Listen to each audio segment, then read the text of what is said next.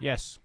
Yo, Mr. So C. we can hear each other, can we? Yeah, we're all good. All Okay. good. Can you hear me good? We're doing a little bit of a test here. Okay. Test run.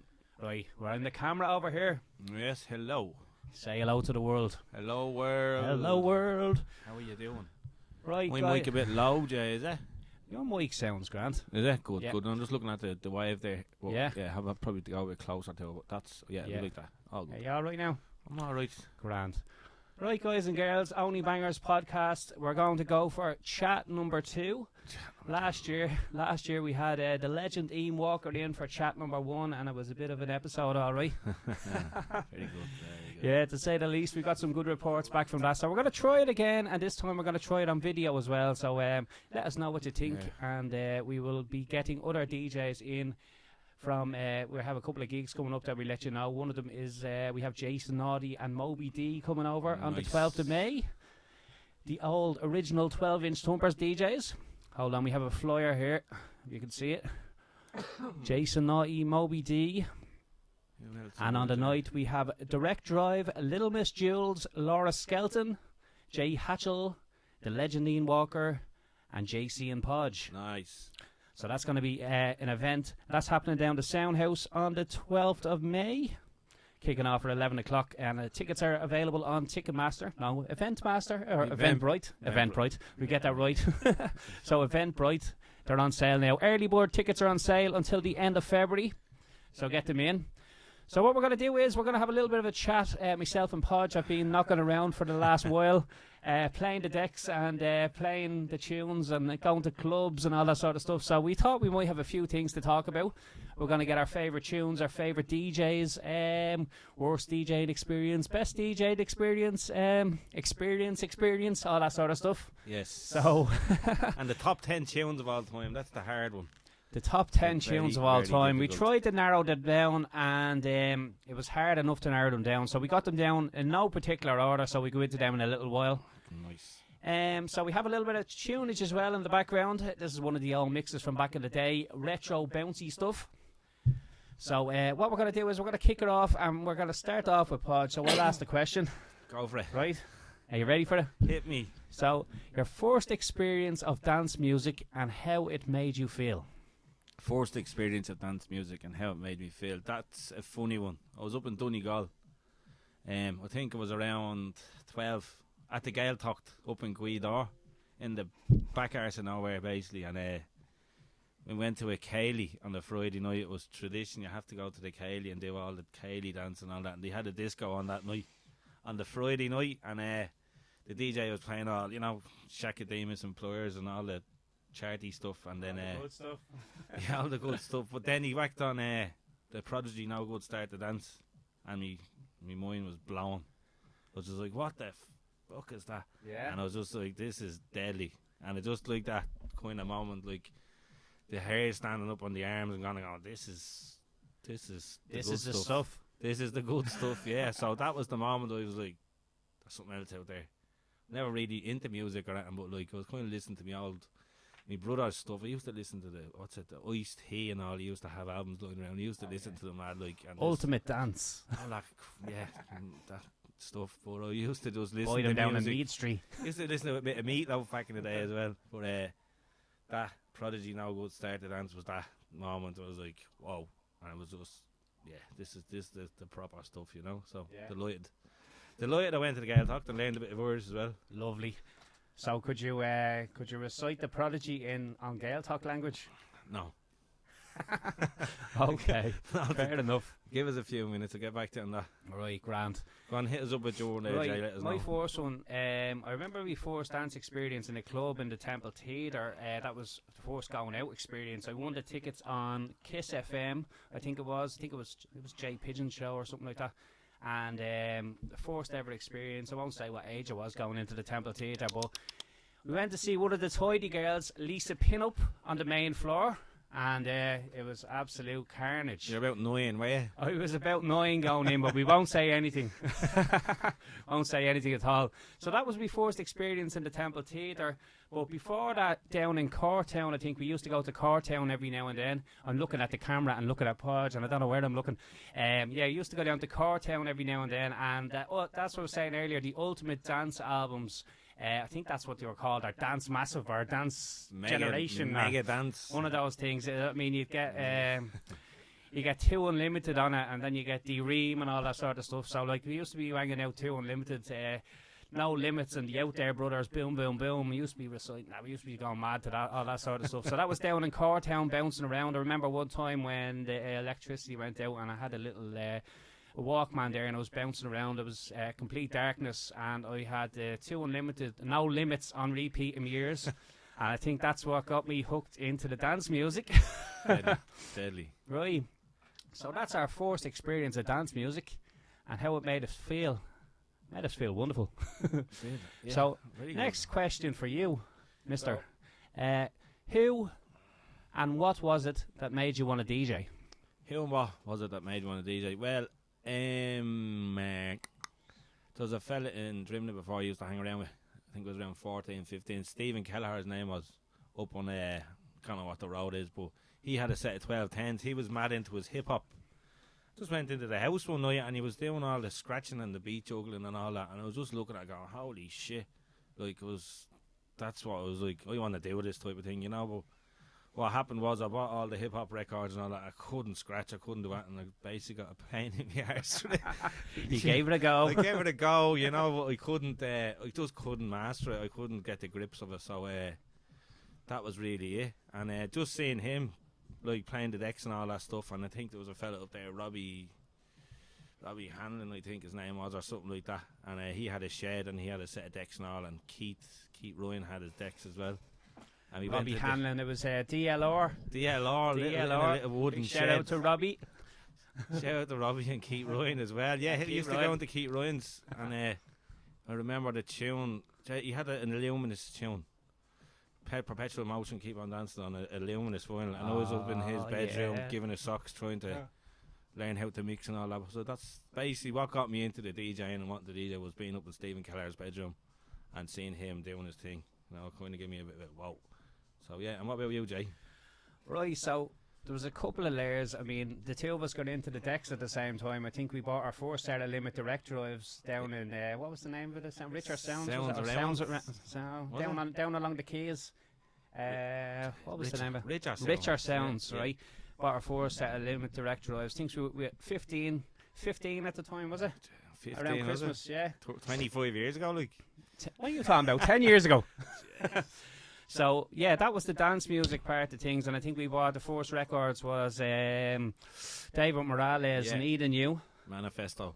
Yeah, and that kind of got into the dance music. I was always into. I worked in a shop, and I used to spend all my pocket money going into Billy and Tara and all the crew in Abbey Discs. We used to spend my youth in there, hoping that they let us in behind the counter to pick out a few bangers. You know, it didn't always happen, but we managed to get a nice few bangers over the years. You can wriggle your way into it, didn't you? As you can see in the background there, there's a nice collection. But never sell the vinyl. But that was the dance music part. And I also there was a couple of layers. I do mobile DJing as well. So I was working in Mother Red Caps at the time, and there was a DJ, Gary, I think his name was, from Bancroft up in Tala. And I was working in the bar in there, and I was always interested in music. Like, there was always vinyl. My mum had a big collection of vinyl. She used to work in a vinyl factory at Carlton Records, I think, back in the day. So she had a nice collection of soul. Your mum did? She did, yeah. Is he? Yeah. Didn't know that. Say that to Sandra. She's got a few white labels in there, is he? She had some serious old school bangers. So we had all the Motown, we had all that sort of stuff. Four Tops, that's why I was mad into be soul now, all that sort of stuff. But there was a good collection there of all the records. So then when I went into Mother Red Caps, I got talking to one of the mobile DJs that used to be in there, and he took me under his wing and gave me a couple of gigs. I started off in a couple of crazy spots. I think one of the first gigs I done was in Bowderrells down in Smithfield, and used to do Ryan's and Mead Street and that. Just to get out and do the DJing. I was well underage. I wasn't allowed in the pubs. I wasn't allowed. Wasn't allowed past the door. On the large So the family used to come out. The family used to come out. I used to be drinking the mineral water, and they used to come out support me while I was DJing. And I remember the first gig I ever done down in Bowderrells. My dad was helping me unload at the door, and I think there was a couple of unsociable people coming past, and they tried to take the wheels off the van while we were bringing the equipment in. Lovely, jubbly. So that was it. So the mobile DJing, still doing it to this day. We have 365 Entertainment. I run that, and we work closely alongside Martin Brannigan and Danny Powers. Big shout out, lads. How is, lads? We do all different types of parties, kids parties, weddings, all that sort of stuff. Popcorn machines, candy floss and all that. Just throw that in, a little bit of a plug. But yeah, so back to the dance music. So yeah, we bought our 4 set of decks. We were whacking away, and yeah, we just, from then on in, we just always liked, we used to run a high octane night as well, which will come a little bit later in the conversation. So yeah, that was the first thing that made me want to DJ. Had a couple of coincidences along the line where we met people, and they brought us into the world of dance music. So I'll stop rambling and we get on to the next question. Nice. So, the moment you knew that Hard House was the missing link in your life, Podge?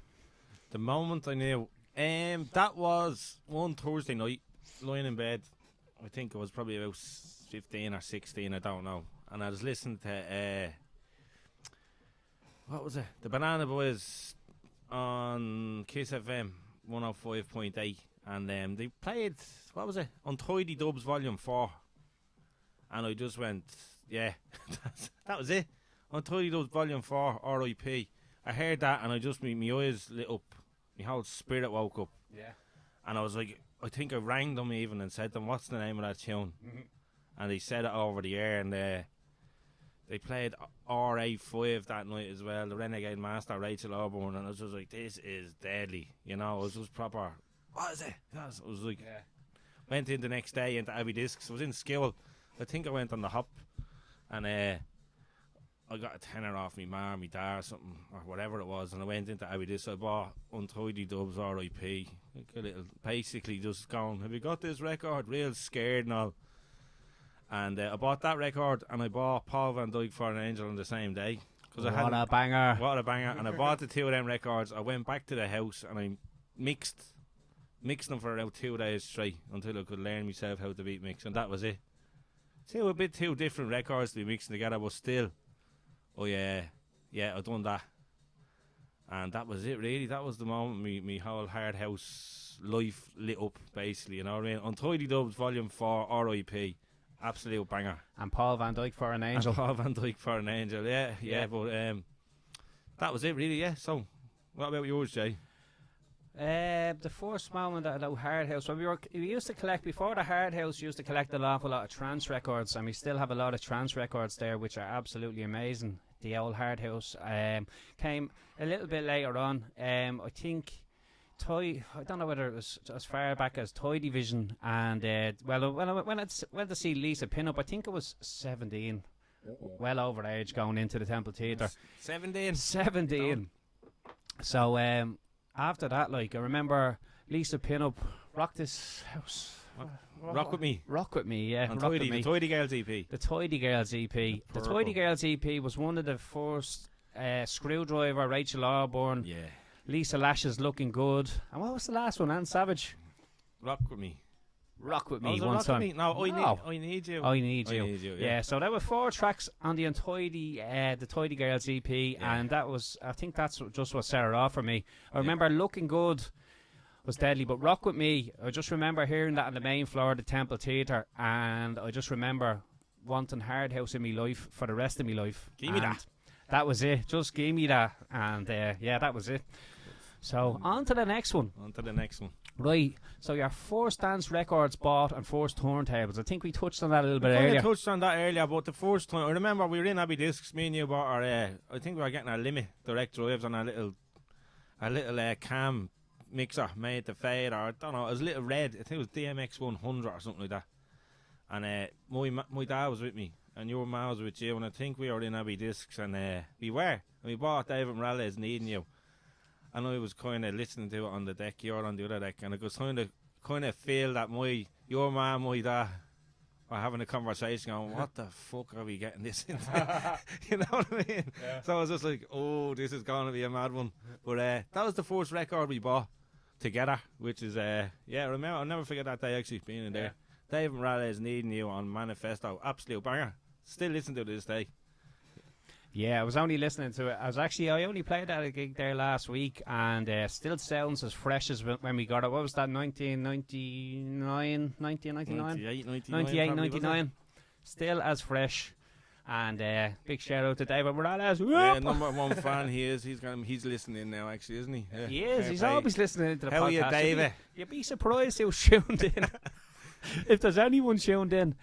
But anyway, right, so that's our first set of decks and our first things. What are we going to next? Where did you buy your vinyl bangers back in the day? Well, I think the vinyl bangers. Abbey Discs was the main place to buy the vinyl, obviously. God, the place was just deadly. It was just like a heaven, you know. I remember going in there, actually. The queues of people on a Saturday.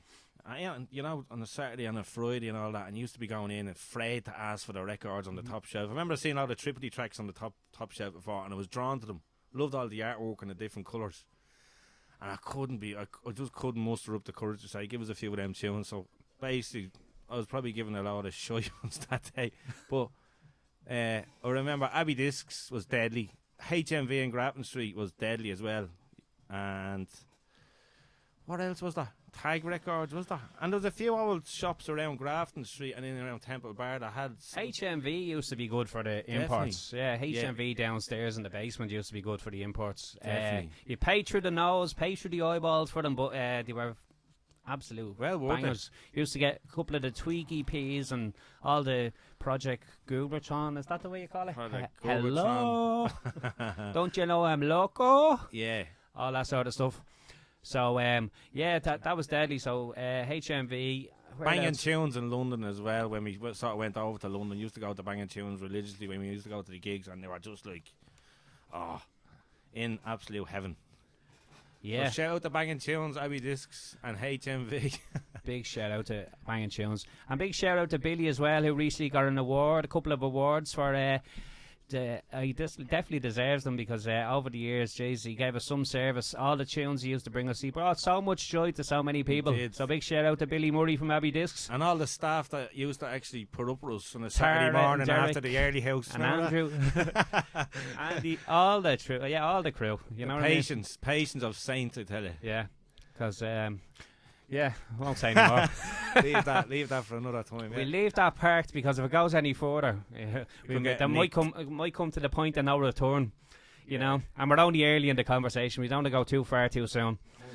So, Podge, what's the next, Jay? What's the crack? Right. So, we have 10 tunes that we picked out.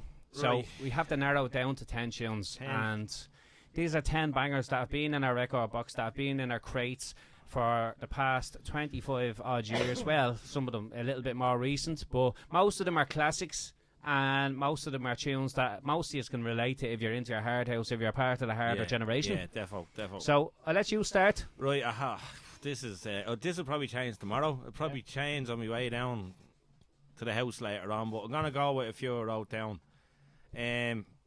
Of course, big shout out to the bouncy stuff years ago, and the stuff that I have down, this isn't in any order now, this is just as it is. There's no top 1, top 2 or anything like that, but Tin Rib and Steve Thomas, Get Down, definitely on that. Jay's giving a little bit of a shout out to the gig. Just a plug there. Go on. Tin Rib and Steve Thomas, Get Down on Tin Rib, absolute beast. I'm sure anyone that looks that hard house, you know what I'm talking about. Tony DeVitt, I Don't Care.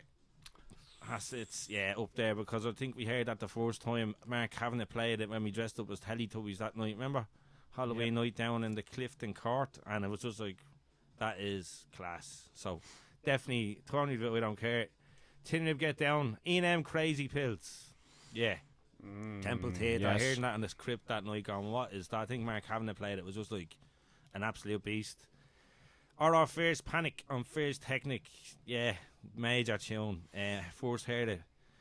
Ian played it over in the Fridge in Brixton. I think it was Hard House Academy, and I was just like, "What is that tune?" It was just blew the bleeding speakers off, and I found out what the name was tune, and I got it years later for a nice Christmas present. Oh, So yes. DJ Spoke Ignition on Nick on Tidy, the Nick Sentience remix. That has a kind of a special Brings place. back It's some good just- memories. Yeah, it's just one of them tunes. It's just dark. It's melodic. It's just there's a whole load of different emotions in it, which is great. Kareem and Philip Walsh, the national anthem, Techno Move Part 2. What do you think of that one? I think all the wrote off crew will know what we're talking about there. That Yeah, was, boy. that was our national anthem. What am I on to now? 6 or something, am I? I don't know, but I don't know. I'll just Many. keep going. And anyway, Sam Reeve, Teke, the Glasby mix on Retech, was it? That green. That was on. The green Retech. I Yeah, think the it same was. as African. was on African and yeah. Colin Barrett stuff was on. But that yeah. is, that's Yeah. and that's one of them tunes as well that we used to play down in down the shed and down in Sinnets and all. And we used to just everyone used to just go out the rocker. It's deadly. Yeah. F1 Deep Down on Overdose. Big shout out to Paul King there. If you're listening, we had him over in He December rocked the there. shop. Wrecked the place. But F1 Deep Down, that one of them tunes. I think me and Robbie C would have bought around the same time, and it's just dark, it's just dirty, and it's just pure Paul King, and it's one of them that will always have me record box. And Savage Hellraiser, Tidy Tracks. Jay Pigeon playing it down in the crypt on a Friday night, and just a total different new sound. And it was just like, what's that? And yeah, what else have you got? D6 John Doe. Oh yeah. Red Pill. Oh yeah.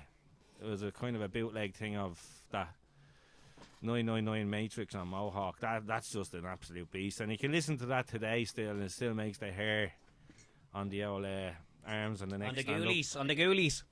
So I'll give you 2 more. Elevator Shinny.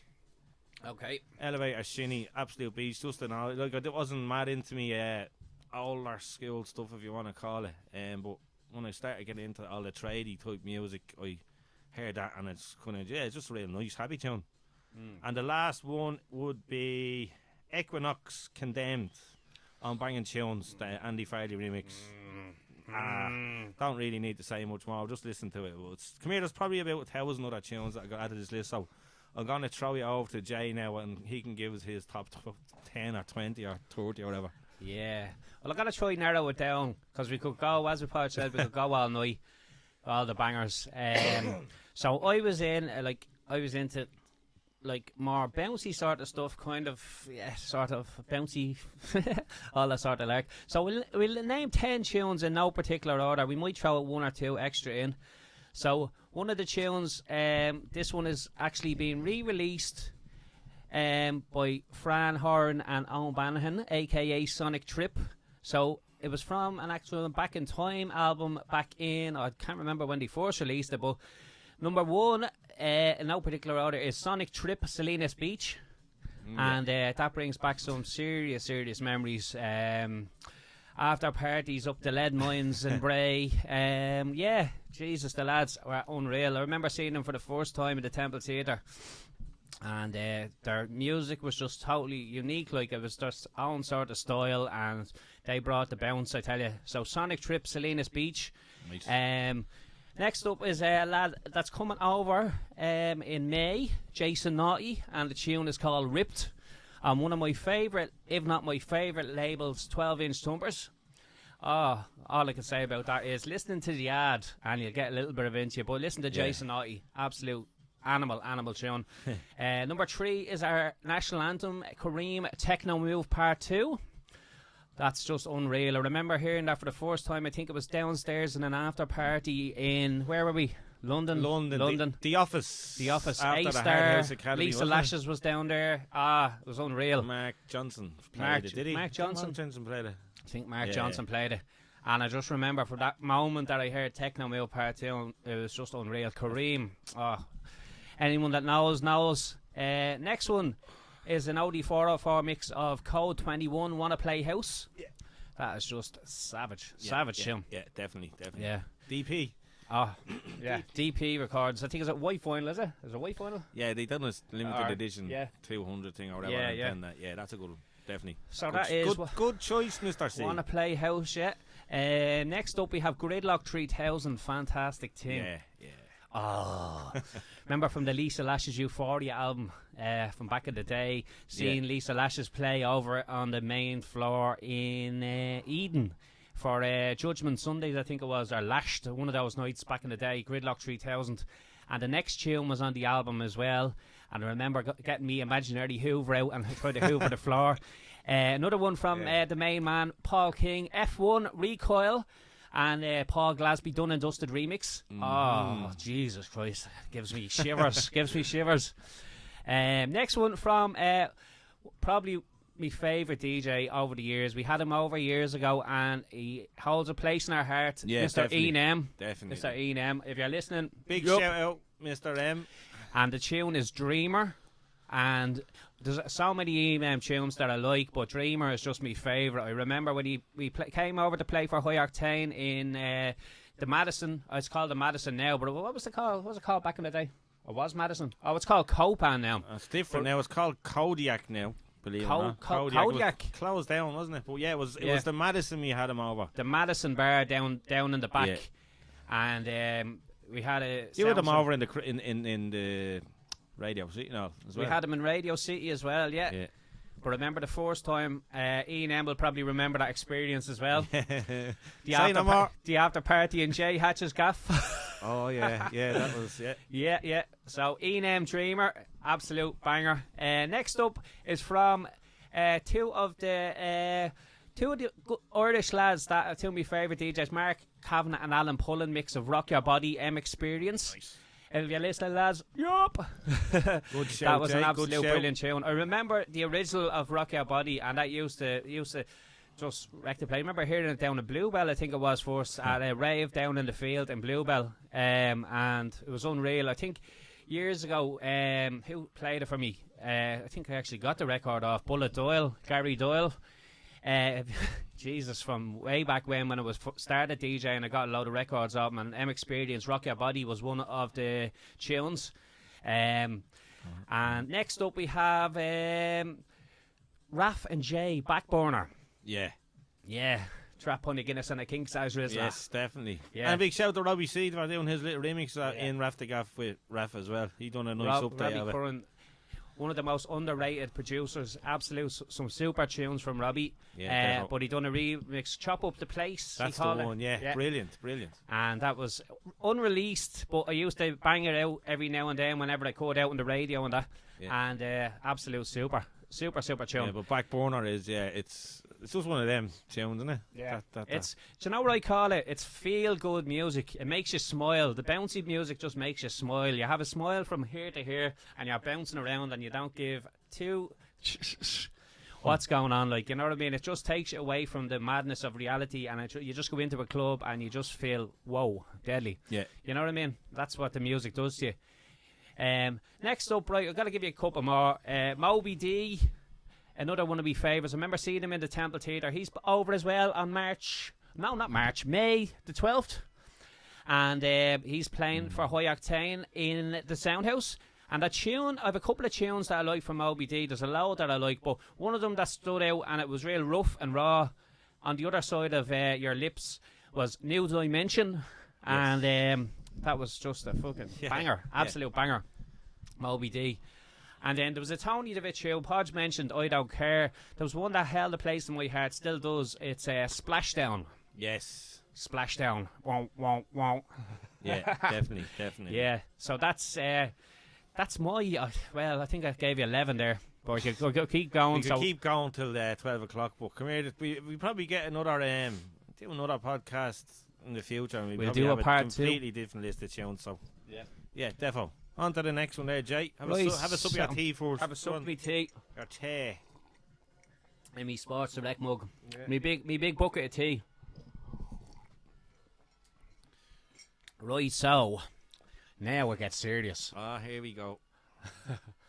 Hit me. Right, favourite clubbing moment. Oh, favourite clubbing moment. Temple Theatre in the crypt on a Friday night with all the lads. I think every Friday night in the crypt was just special. I was always there. The people were just deadly. The people we were with, the people we met, the friends we made, and the music was just deadly.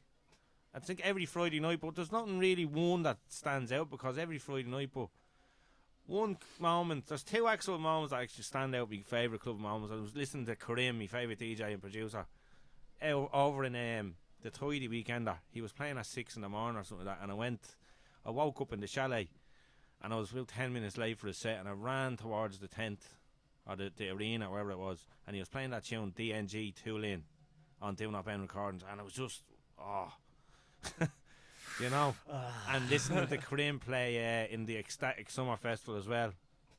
I'll never forget it. Just that was like totally in sync with the music, and I was just like, this is bleeding deadly, you know. So they're my two favourite club moments, and there's loads more as well. I could talk about all the times out down in Bray at Devotion, Energize, going down to Hatchie's crew down in Meltdown. They were always a bit of fun, you know. And Enigma, Radio City, Isaac Butts, and all the mad little pubs we used to go to random gigs in. There's outfitters at the bar drinking Beamish, and there's a load of bleeding Audi 404 playing in the background, you know.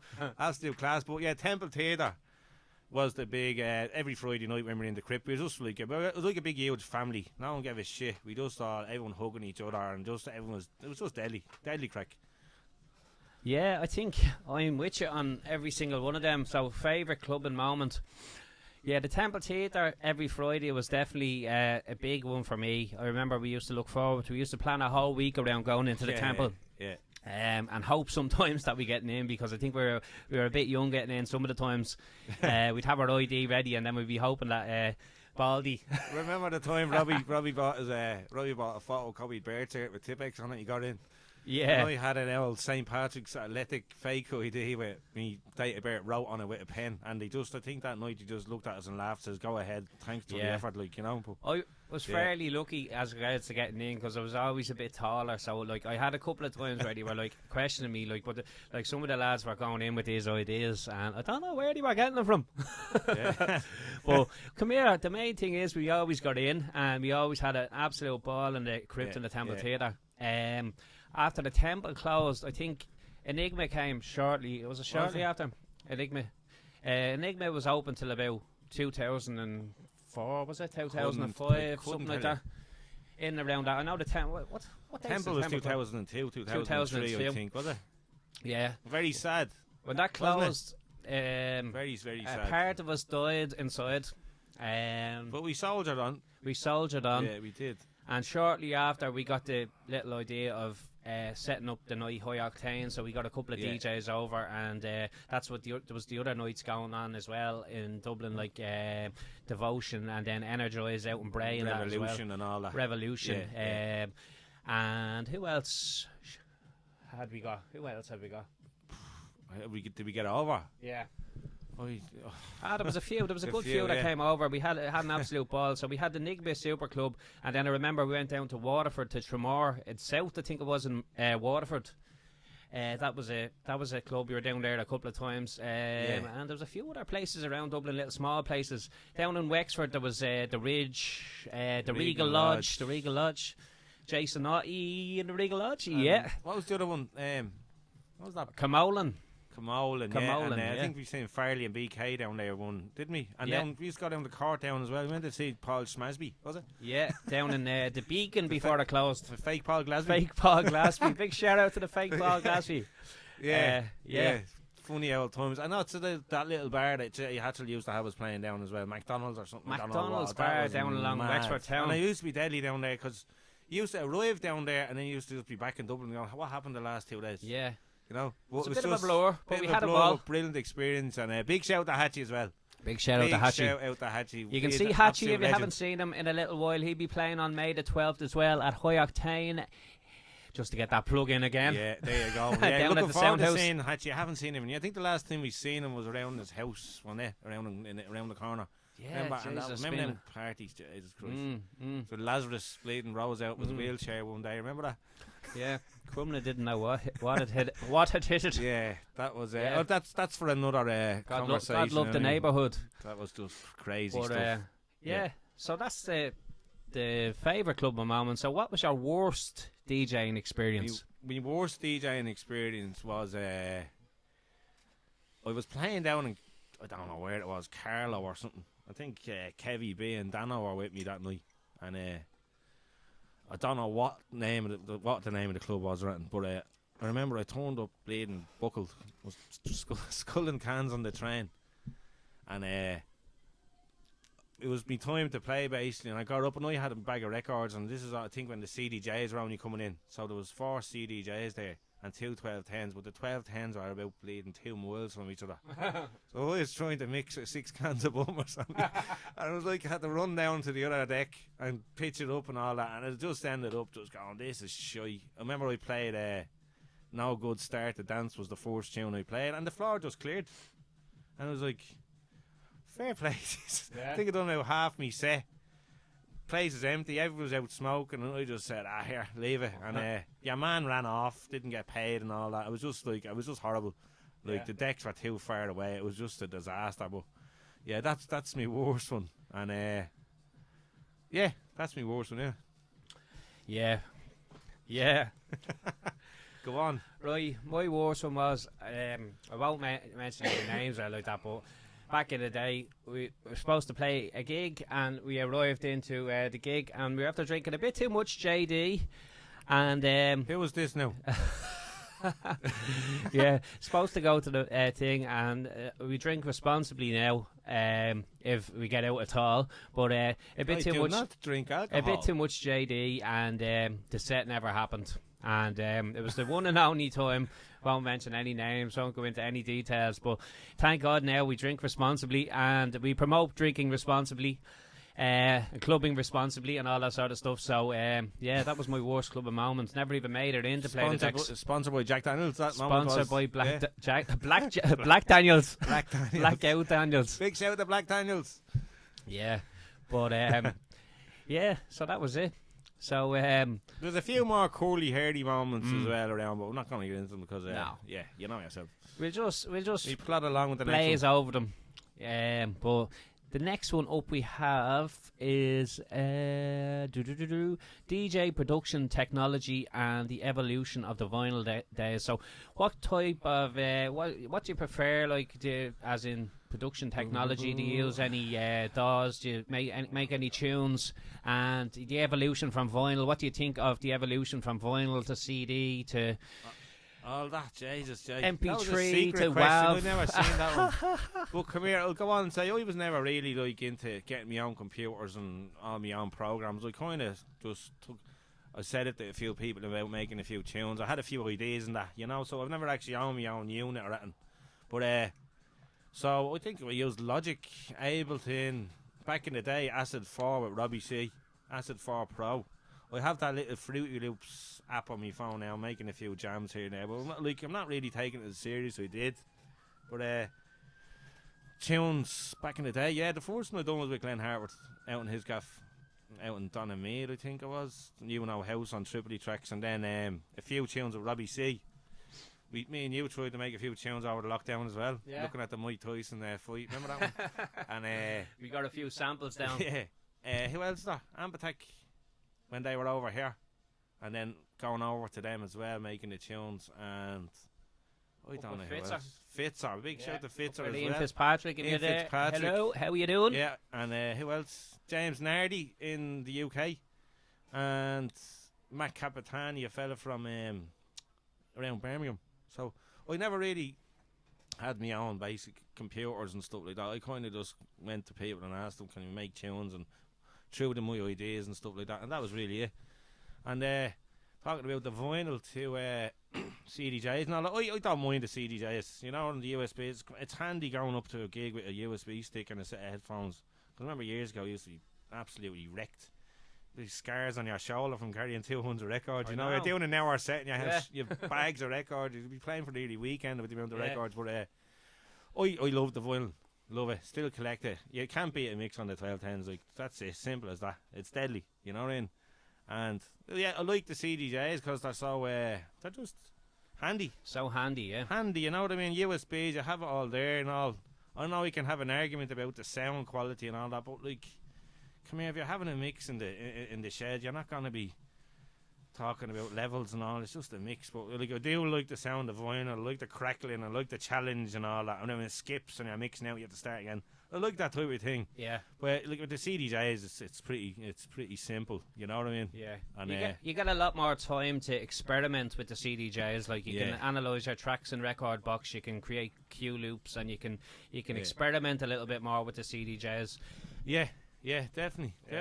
All the loops and stuff. That's I don't even bother with that stuff. You know what I mean? Because I just like to have a mix. You know what I mean? But it's something to look into. You know what I mean? Yeah. Well, yeah, the vinyl, you can't beat the vinyl. That's it. I just love vinyl. I think I'll always love vinyl.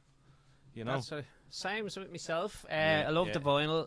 Collected vinyl all over the years. You can't beat an old vinyl mix. I love the challenge.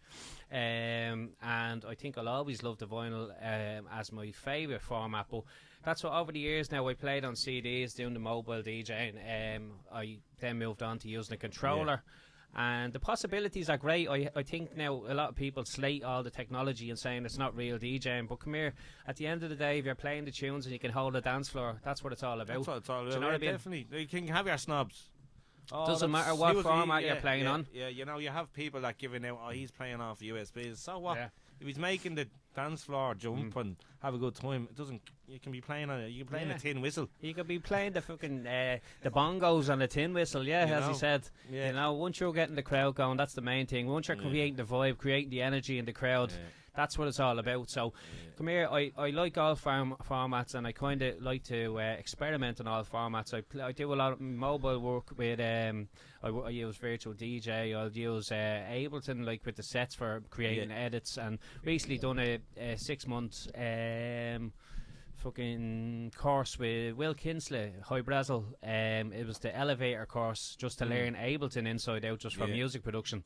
So that was an absolutely brilliant course. So big shout out to that course and Will Kinsley. I'm actually going to see him tomorrow night in Opium. High Brazel's going to be a brilliant gig. We seen him. When did we see him last? In Denson Pika. Denson Pika, District 8. I don't know how many years ago, but remember just feeling totally out of place. I think it was our first gig in years we went at, and we were the oldest people there. Yeah. Everyone thought we were Garda. You know, but still. Yeah, Denson, big shout out to Denson Pika. Denson Pika, yeah. Oh, yeah. They appeared in all our sets. They do, yeah. They magically appear. They just thought like they're ghosts there. It's like a code word. Denson Pika, yeah. There's some deadly stuff as well, you know, I have to say that they're really good. And they were deadly that night. Yeah. Going off topic there. Right, so that was that. Like, so with the production, we've toyed around with the production. I've made a couple of tracks. I've done a small EP that, like, you know what I mean? I put it together over the course. I mean, it was the first thing that I ever done. I never done music production before. So, yeah, it was good to experiment with Ableton. I mostly use Ableton now for making kind of my own edits for the commercial stuff and doing the podcasts. We put together the podcasts and gigs and all that sort of stuff. And I'd like to, in the future, collaborate with a few DJs and make a few tracks and put out a few of my ideas. So that's there for the future. And even get a few of them up for podcasts as well, interviews and stuff like that, you know what I mean? So, yeah. So, we kind of get a little buzz. We started this podcast, the Only Bangers podcast, at the start of COVID last year, or, well, midway through COVID. It was last year, I'd say, was it? Yeah, we were just doing the live mix, weren't we? Yeah, we were doing live streams. Mix, and it kind of got us back into the hard house, didn't it? And we had a little vision board there that we put together, and we said what we wanted to do. We wanted to do a podcast. We wanted to set up, bring High Octane back to life. Yeah. And basically get the DJs on the podcast, and basically bring the hard house scene back to life. So we don't only play hard house on the podcast as well. We play all the new fresh house stuff, techno, all that sort of stuff. So it was nice experimenting with different genres as well. And all the freshest sort of music. We try and bring out a fresh mix every month. Yeah. So watch this space. Check out Studio 365 SoundCloud, and you'll be subscribed to that, and you'll be up to date with all the latest mixes and all that sort of stuff. So keep an eye on that. So that's the technology end of things. So that's what, just with the production Ableton Live and Ableton Push there. And watch this space. So next up we have, what's your favourite piece of kit? My favourite piece of kit. My favourite piece of kit. What's your favourite piece of kit? Well, come here. As what I was talking about there a few minutes bongos. ago. The bongos are the thing. My favourite piece of kit is like just 12 tens in the mixer. That's it, really, in my records. You know, because I'm not really, at this moment, I'm not mad into the production side of things, but I was never really, you know. And I do like the sound of the 303, the old rolling, but like that kind of makes me happy just listening to that. You know, and there's a little thing on your phone as well you can mess around with. 12 tens in the mixer for me. Right, my favourite piece of kit, I have to say the 1210s in the mixer, but there's a nice little controller as well that I have that I bought for the mobile DJ, the what was it, the little Denon MC 6000 or 4000, whatever it is. That's amazing piece of kit for mobile DJ. Getting off topic again, but look, it's just brilliant. A brilliant all-around controller. You can do your videos. Sponsored by Denon. Sponsored by Denon. You can get everything through that. And it's just brilliant. You can just fucking do whatever. And then I have the Ableton Push as well. I love messing around with that. I don't get to mess around with it That's enough. the thing over there on the left, isn't it? That's the yoke over there. That's a good thing to do little jams on, isn't it? Yeah. Jam So on, jam on. Ableton Push 2 and Ableton Live. I love just locking myself away in the studio, messing around with that. So yeah, that's my favourite piece of kit. Yup. Good man, Jay. So, next up, best gig you've ever been at? Best gig I've ever been at would be, for me, the Paul Glasby last ever set, the first one that he done in Storm. He done a 10-hour set that night, and I was playing in the back room actually with Mick and all the moving house. Was playing tech house in the back, but Jays was deadly. Every tune was deadly. You know, the place was absolutely rammed. Deadly energy, and just everyone was just loving it. And just every tune that you played was the type of tunes that I'm into. There was probably one or two tunes that I don't think are good. I don't like out of a 10-hour set now. So that's good going. But that night always stands out for me because it was just my first time ever in Storm as well. And it's a deadly club, and place packed, and all the lights, the smoke machines, the people, the vibe, and all that. Yeah, that was definitely my favourite gig I was at. Amazing clubbing moment. Yeah. Amazing. How about you, Jay? I've had a load of them. One of them was, I think it was the Tidy Boys and Jay Pigeon playing on the main floor of the Temple Theatre. I think it was around New Year. Was it New Year's Eve? Or it was somewhere around Christmas or Paddy's something like night, was it? that. No, I think it was around Christmas because I remember... Snowing. I remember the snow. I think holidays are coming. I'm not too sure. I may be wrong. I don't know. So that was one of them. Was Tidy Boys. I think Jay Pigeon was supporting them. And let me see. There was one up in Enigma as well. Colour Fest up in Enigma. I remember that was just an absolute carnage. There was loads of gigs up in Carrickmacross that I could name that were brilliant. Like unreal. But there was Enigma. Superfast Dawes and Justin Warren that night. That was deadly. Yeah. Just had to throw that in. That there. And I remember Sonic Trip playing up there as well. And I think Jason Naughty was seen up there as well. We've seen loads. Mike Push, Maro Bacotto, Scott Project. Scott Project was a big one as well. And there was just endless, like some amount of talent up there. So that was favourite gig. It's hard to put it down to one. The Tidy Weekender that we went over to as well, the one and only that we went over to, was a bit crazy as well. That was good. Trying to piece that together. Yeah. And you know, I used to love to actually go on the techno gigs, the acid techno gigs, the drummer, Chris Liberate and all that stuff. They were deadly. Yeah. Down on Abbey Street. Oh yeah, the ones there. But remember the one down on Abbey Street as well? What was the name of it? Electric City or something, was it? Speedy J. Yeah, they were deadly. Down on Abbey Street. Thursday nights and all. They were deadly gigs. You know, just loud, sweaty, strobe light techno, deadly. Yeah. Yeah. So class. that and was the one we went over in, what's it? Oh, Anti-World, Anti-World over in the Alexandra Palace. Yeah, with the darts beyond. That was off the Sterling walls, Moss. wasn't it? Sterling Moss. It was a huge lineup as well, and just the production and all the decor and all. Yeah, definitely. All the Psytrance, Infected Mushroom. It was just kitted out amazingly. Yeah, amazingly. Awakenings as well in Amsterdam, I have to say. Yeah. Awakenings.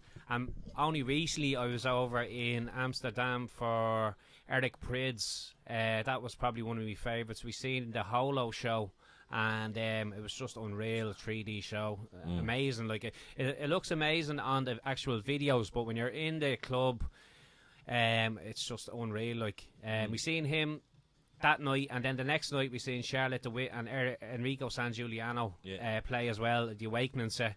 That was only recently gone during ADE, and it was just unreal. The atmosphere over there, Amsterdam as a place to club, is just unreal.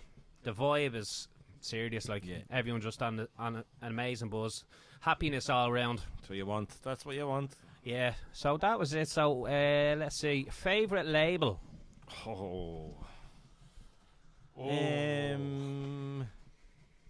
Favorite label, Cacti. There's loads of them, but Cacti was always like quality, you know. I love Karim's label, doing up and Tin Rib, you know. You had Vicious Circle, earlier stuff as well. Tidy, Nucleus, and I love it. Yeah, Hydraulics was just deadly. You never get a bad Hydraulics tune either. That was into the harder techno stuff. But I think my favourite label, hard to narrow it down, but Cacti, just for the quality of the music. You never got a bad Cacti release, really, you know what I mean? And Hydraulics and Tin Rib and Doing Up End and loads of others. Leave it at that. So what's your favourite? Cacti, Tripoli, I don't know. Flick a coin. Right. Flick a coin. Deadly. I don't know. Right. Cool, But no. Yeah, well, I agree with you on a lot of them. That's like a 12-inch Thumpers probably would have been one of my favourite. 12-inch Thumpers, Shock Recordings. A lot of the Tidy stuff I liked as well back in the day. Hydraulics was a big label for me. Vicious Circle. Yeah. Who else were you talking about? Cacti. I liked some of the tracks on Cacti as well. But mainly I was really into the bouncy stuff. So 12-inch Thumpers and Hot Wax tracks. How we forget that? John Whiteman and the crew. Yeah. And the Rachel Osborne stuff. Yeah. Rachel Osborne as well. Rachel Osborne was amazing. Some of the tunes back in the day. And that John B.W. label, we used to like that as well, because that was cutting edge. That was all the newer stuff, and it was like a new sound and all. I was like, what was it called? Contact? Was it? Contact? Contact, Contact. The white and black, wasn't it? White and black, yeah, deadly. So that was it. Like, I mean, there's so many you could go on for ages. Loads. There's load of there. That'll change probably tomorrow. Like, you know what I mean. So, but there at the moment, So, favourite label, Jay? Yeah. So what's your favourite label? Favourite label? I'd have to say 12-inch Thumpers. 12-inch Thumpers was my favourite label. Definitely. Good. Happy days. Yeah. So, 12-inch Thumpers and what's yours? Tripoli tracks. Yeah. Tripoli tracks. Yeah. Right. So next up we have favourite producers. Oh, favourite producers. Off the top of my head, Paul James, without a doubt. Paul James, Paul Maddox. Who else would I be? Paul King, definitely. Totally underrated, totally underrated. Who else? Tin Rib. And Tin Rib is an absolute legend. Stuff he plays and so the stuff he released and all this class. Producers, kind of my mind's gone a bit blank. So Paul James, Paul King, and Captain Tin Rib for me. Captain Tin Rib. Yeah. So I agree with you on Paul James, definitely 100%. And our Fish throw in as well. Yeah. The man's an absolute wizard. Paul King, 100%. So many A-listers, so many great tunes. Who else would we put in there? Ian M. I just love all Ian M's tunes. From back in the day. He doesn't release many, but anything he releases is beast. Absolute beast mode. You know what I mean? So what's seldom is beautiful. Who else would we say?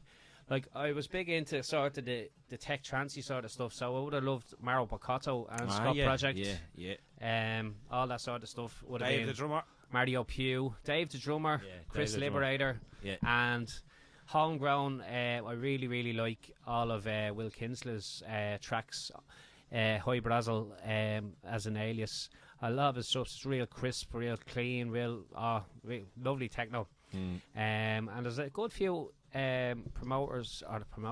producers that you can name, like, but you could go on as with the artists, all that sort of stuff. Like, there's you could go on for ages. There's so many. If there's anyone we didn't mention, sorry about that. We'll mention it in part 2. Part 22. Or 22. But yeah, like I mean, there's so many that you could name. We could go on for ages. So we'll just move on to the next one. Yeah. All good. So favorite DJs. Favourite DJs? My top DJ of all time, Karim, without a doubt. I just love seeing Karim. It's just, it's just... Yeah, I think I've seen Karim. The first time I seen him was over in Frantic versus Sunday Central in the Camden Palace, I think it was. And it was just deadly. He had the whole crowd wrapped around his finger. Tunes were deadly. Anytime I've seen him doing one bad set. But I just loved it. I just loved him. He wasn't a mad technical wizard or anything like that, but he was just solid. Tunes deadly. Crowd wrapped around the finger. And I think I bleeding miss him. Yeah. I think when Karim went off the scene, I kind of went off the scene with him. You know what I mean? Yeah. Because anytime Karim Just was go over off here, together. we went off together. We did, yeah. Podge and Kareem gone on tour. Going on tour, I came back, but yeah, Kareem, well, he's my favourite DJ. And yeah, Kareem. I used to love seeing Glasby as well because he was so bleeding hard and just. But Kareem is my favourite DJ of all time, definitely. Yeah. Yeah. Yeah, I have to say Kareem would be one of mine as well. His sets were just raw, like all his mixes that he done. I remember when he sent stuff over to Abbey, like when you're hearing his tunes, like they're just rough, raw, like, you know what I mean? They're really kind of like, it's hard to describe unless you know a Kareem tune. What? Enem as well. Enem, definitely, that was coming next because when he played over here for us a couple of times, amazing sets. And I remember seeing him over in England at, what was it, Fright Night over in Passion in the Emporium. The Colville, is it? Yeah, the Emporium in Colville. His set there was amazing. There was a couple of tunes that just stood out for me. Like, it's just any time I've seen Ian the sets that he delivers are just unreal. Definitely. And back in the day, we used to love all that. So Ian definitely. And used to love Mark Kavanagh's sets as well. Mark Kavanagh's sets were he was amazing. always on point, wasn't he? He was always just mixing and all deadly. He used to play deadly tunes. Yeah. Big and fan. back in the day before he went on to bigger and better things, Jay Pigeon. Yeah. I used to love Jay Pigeon sets. I remember listening to his show on Kiss FM years ago. I think I won a couple of tickets a couple of times, but I remember listening to him and all his stuff was unreal. Jay Pigeon, the Vinyl Wizards, and the Banana Boys, I think, had a show as well. But I remember listening to the shows. The shows on Kiss FM used to be amazing. Yeah, all the tunes, all the latest tunes, up front, fresh. You're always guaranteed to hear them, and then try to find them in Abbey, but you'd never find them. Never find them. Yeah. But so that's it. So favourite DJ. So best ever set. Best ever set. Ooh. I liked Sterling Moss down in the crypt that night when he turned up in his red jumpsuit. Yeah. He played a lot of techno. He played Techno Move Part 2. He played Hard House. He mixed it all up. That was class. Tim Clowes over at the Hard House Academy. Oh yeah. He played that One Night in Hackney. and he played earlier on the night. I remember that tune Robbie was trying to figure out for years what it was, the Elvis big hair mixer. He could never figure it out, and we eventually found it for him and got it from his birthday one year. Yeah. But yeah, Tim Clowes that night was deadly. Sterling Moss in the crypt. Kareem's sets, most of the sets he played. Yeah. But the one big one that sticks out with the Kareem set would be the Ecstatic Hard House Festival. And who else would have been? Over in the Ecstatic Festival, Lucy 4. Lucy as 4 tore the place Jesus, apart. Jesus. She was amazing. Remember that set? And Fergie played... what did he play? The Roof Was On Fire, was it? The House on Fire? The Roof Was On Fire. The West Bam. West The Bam, Untidy mix. yeah. Remember he came on with that? His set over in Ecstatic. I think it was Still Daylight. I think he took over from the Tidy Boys, did he? I don't have a clue. Yeah. Or something like that. Something anyway. happened over there. Something happened anyway. Oh, yeah. And yeah, that was amazing anyway. Yeah. And Moby D in the... Was he playing Moby in the D crypt in that the night? crypt. That was a great set as well. Yeah, and James Lawson in the crypt. Yeah, and Jason Naughty down in Regal Lodge. Yeah. Moby D and Jason Naughty, some energy behind the decks, absolute amazing. Yeah. Unreal. And Ian M in the the fridge in Brixton. Yes. Absolute. Yes. Just say no more. Say no more. So that's it. So that's our best ever set. So next up, we're going to get a little bit more serious. Not too serious, but like a little bit more serious. So Yeah. A little bit more serious. We're going to ask Podge, is he going to do any more gigs? I'm going to do more gigs. Yeah, definitely. He thought it was going to get really serious there. Had to throw. So we're going to try to get the advertisement in there again. Yeah, I'm going to definitely do more gigs, you know. Right, so here, have a look and read it we out. are going to be doing... oh, shite, the mic. The 12th of May. Actually plugging this for me 40th as well. Anyone wants to come out and have Podge's have a bit of 40th. crack. Jason Orty from the 12-inch numbers alongside Moby D. Direct Drive, Laura Skelton, Little Miss Jules in the main room, and on the terrace that night you have Lexford Legend. Lexford Legend. Lexford Legend. Wexford Legend Jay Hatchell. The legend Ian Walker, and you have me and Jay out on the terrace that night. 12th of May. We'll be doing the 1210s, picking out some nice hard house classics. Yes, And vinyl that's classics. 12th of May, High Octane. Big night. And watch this space for more gigs. Definitely, because that Paul King gig in December absolutely lit a fire in me and Jay. 100%. Yeah, I think it really did. I think, like, before that, we were experimenting with the podcast, and we were saying to ourselves, we'd love to do toying around with an idea of a gig. Yeah. So we had up on the little vision board in the studio what we'd like to do, where we'd like to go, doing a few brainstorming sessions, and we said, right, we'd like to do this, we'd like to do that, and everything kind of came to light, and everything happened. You know what I mean? So It was good. It was a good experience, because we were so throughout the year ready to give up, and is it going to work? We don't know. And then we just nailed it. It was deadly. Remember going around down the outside the Tree Arena that night and all yeah, day. after down- Scooter. After before Scooter. yeah, and it just felt like this is going to be good, and it was like a lot of hard work, a lot of we were going to give up so many times. This is a lot of shit. This isn't going to happen, but we just stuck with it. We went against the grain. We went to what other people said. It's not going to work. Yeah, and we went with it, and it worked out great. 180 to 200 people for the hard house gig in Dublin. Yeah. I don't think we've seen You that know, before. Like, no. you know, it was unreal. Yeah. It was much more than we expected. Like, you know what I mean? It was beyond our expectations. We like to Big thank time. everyone for coming down. But Yeah. as we said, Podge, like, we put an awful lot of work into the gig. People don't understand what happens behind the scenes. Yeah, But every single thing we done was well worthwhile in the end. 100%. Like, from making the podcast together, you know what I mean, getting the advertisements out there, promotion and social media. A lot of it is grueling, getting the flyers out there, going in, dropping this, Selling it to people, basically. wrecking talking to people's people heads, about it, saying, you know? get down to the sound house, get Yeah. down to the sound house. And then when the people arrive at the sound house, it's all worthwhile. So come here, I'd like to Yeah, say a big defo. thank you to everyone that supported the podcast Yeah. and everyone that supported the gig and ongoing support and the messages and all that sort of stuff. We Yeah, were really brilliant. appreciative. Yeah, And- big time, big shout out to you all. And you know, it was great to see at the gig, load of young people. You know, load of young people, 19, 20, loving hard house. You know what I mean? Like, and the all the crew, like you had all. There's just loads of them from years ago that come up saying, I haven't seen you in years. It's deadly. You know what I mean? Really good to see that the music is still liked by the kids and stuff like that. So yeah, roll on the next one and the next one after that. Yeah, the new generation coming in. That's what it's nice to see the younger generation coming in, listening to the hard house, listening to the heartbeats, coming to the gigs and all that sort of stuff. And So, appreciating the classics. You know what I mean? appreciate the classics, yeah. That's it. You know. And it's a sign of good things to come. So I think we're after covering a lot. We're we up covered a bit over there, an yeah. hour there. Yeah. You know, so we leave it at that, and we'll say number 2.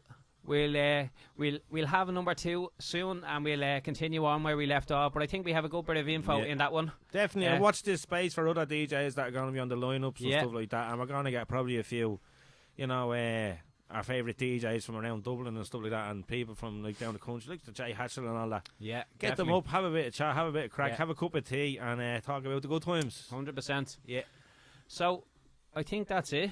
Yeah, defo. That was nice, wasn't it? That was nice. Yeah, We good. enjoyed that. First time doing it as well, so with my first time doing it. So yeah, come here, roll on the next one. I enjoyed that. Roll on the next one. Yeah. So if That's there's all any done. actually, sorry, Jay, if Sure up, we're up on this thing. We're going to be posting this on social media and stuff like that. Well, Jay is, because I'm not on social media. So if there's any Social media wanker. social media wanker, but if there's any question you want to ask us for our next one, because we probably do one in a couple of weeks or something. Any random questions or that like that, or you know, any of our friends from years ago want to catch up and just ask us random questions. What happened that night down in blah blah blah? We probably don't know. We probably don't know, but we can try and piece it together. So yeah. Or On the flip side as well, if there's anyone, now there's a lot of younger DJs coming up, if there's any advice or anything that we could offer, we'd love to kind of share the wealth, or like, you know what I mean, help people out. So if there's ever anything that you need to know, or you're afraid to know, or you want to ask a question or anything like that, regards to DJing, technology, production, anything, if we could help you out, drop us a mail. No bother. You know what I mean? And sharing the wealth, that's what it's all about. So I think we're all good. Yeah, done and dusted. All Yeah, that good. was cool. Yeah. So we're going to sign off. Just remember the gig down at the Sound House on Friday the 12th of May 2003. 2023. Whoa. So we have Moby D, Jason Naughty, we have Little Miss Jules, we have Laura Skelton, Direct Drive, myself and Podge, the Legend E-Walker, and Jay Hatchell. And we're going to leave it at that and share big love to you from the High big Octane love. Posse from Studio 365. Over and out. Over and out.